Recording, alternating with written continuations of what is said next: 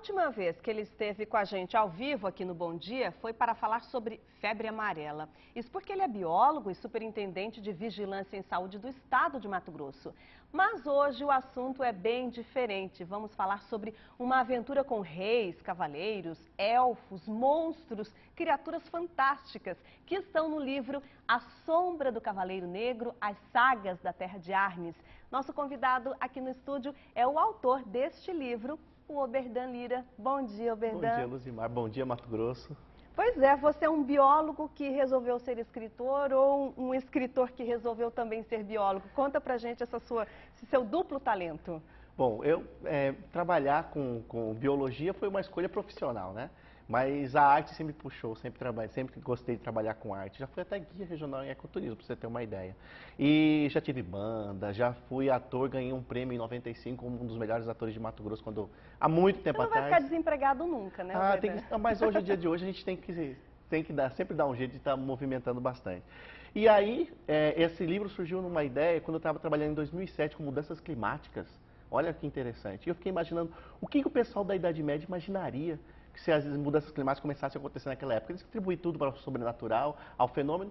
E aí só que aconteceu o seguinte, é claro que a história foi mudando. Por quê? Eu sou um apaixonado por literatura medieval, gosto muito de literatura medieval. Gosta de Harry Potter, de claro. Senhor dos Anéis? Tolkien, então, nem se fala, né? Se gostar do Senhor dos Anéis, é interessante. Queria que o pessoal desse um detalhe aqui na capa do livro, inclusive tem uma imagem que reproduz uma cena de um vitral francês, é exatamente. Isso aí eu recebi autorização do governo da França para estar utilizando. É a imagem de Godofredo de Bouillon.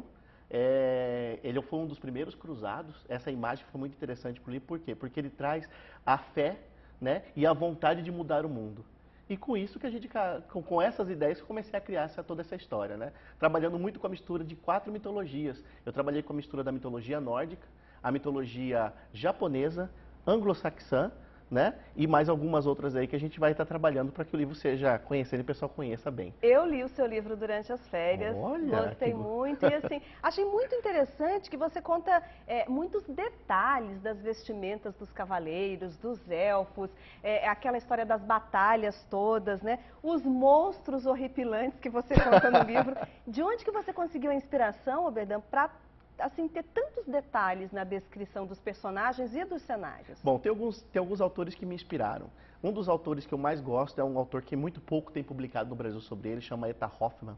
Ele é Ernst Theodor Amadeus Hoffmann, ele é alemão e ele é da época lá de 1700, 1600, entre 1600 e 1700. Já não era Idade Média. Já não era Idade Média, mas ele repetia muito, ele mexia muito com fábula. E trabalhar com a fábula é muito interessante. Outro autor muito interessante que é sul-americano é Borges.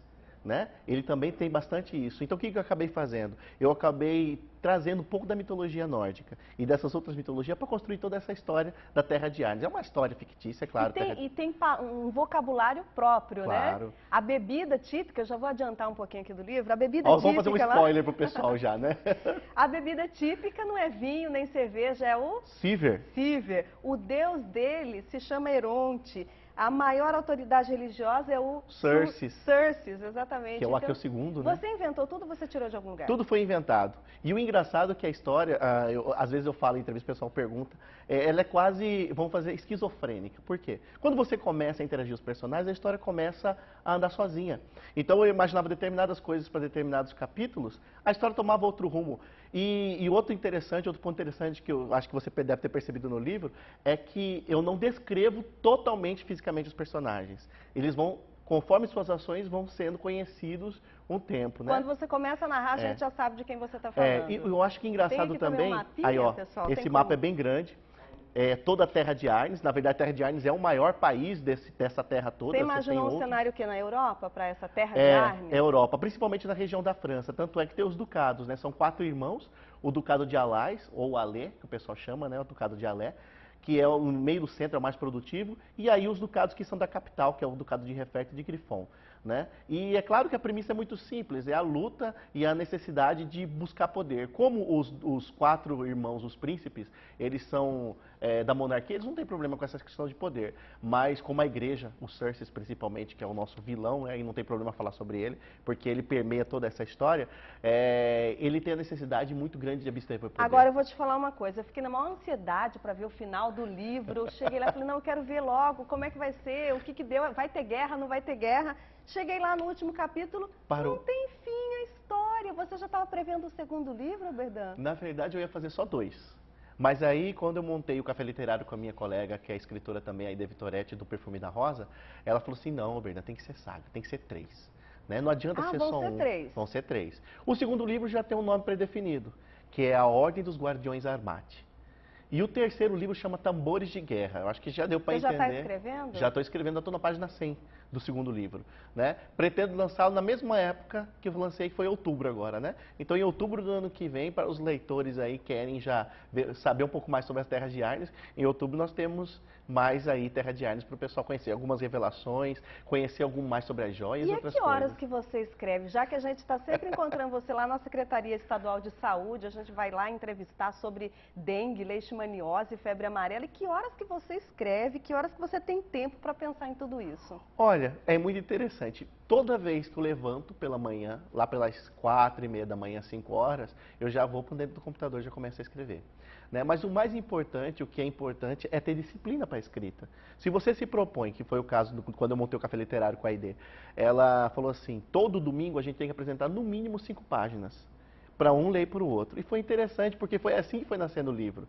Né? Tem que ter disciplina, Tem que ter disciplina, senão não sai.